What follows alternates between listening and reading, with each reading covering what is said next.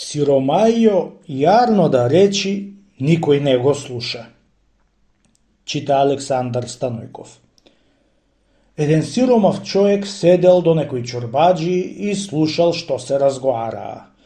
Муабето му бил за оти имало многу глувци.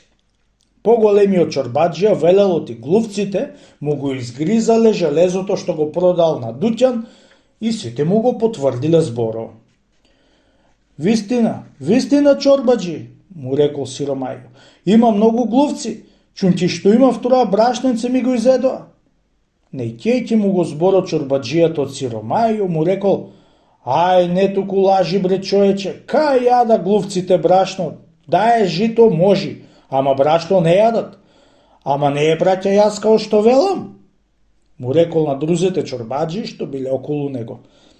Сите му го потврдија зборот на богатио и го застрамија сиромајио.